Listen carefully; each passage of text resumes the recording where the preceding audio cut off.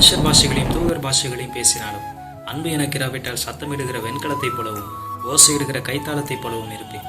நான் தீர்க்க தரிசன வரத்தை உடையவனாக இருந்தும் சகல ரகசியங்களையும் அறிகிற சகல அறிவு எனக்கு இருந்தும் மலைகளை பெயர்க்கத்தக்க விசுவாசம் எனக்கு இருந்தும் அன்பு எனக்கு இராவிட்டால் நான் ஒன்றும் இல்லை. அன்பு நீடிய சாந்தமும் தயவும் உள்ளது. அன்புக்கு பொறாமை இல்லை.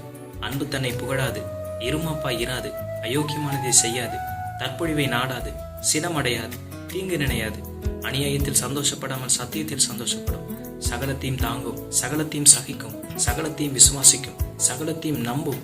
அன்பு ஒரு காலம் ஒழியாது. இப்பொழுதும் விசுவாசம், நம்பிக்கை, அன்பு இம்மூன்றும் நிலைத்திருக்கிறது. அதில் அன்பே பெரியது. அதுதான் 2000 ஆண்டுகளுக்கு முன் மனிதனுக்காக ஜீவனை கொடுக்க வந்ததும் சிலுவையில் தன்னை அடிக்கிறவர்களை பார்த்து பிதாவே இவர்களுக்கு மன்னியும் என்று சொன்ன மகா பெரிய அன்பு. அந்த அன்பை தான் நாம் வணங்கி கொண்டிருக்கிறோம். அதற்கு இயேசு என்கிற ஒரு நாமம்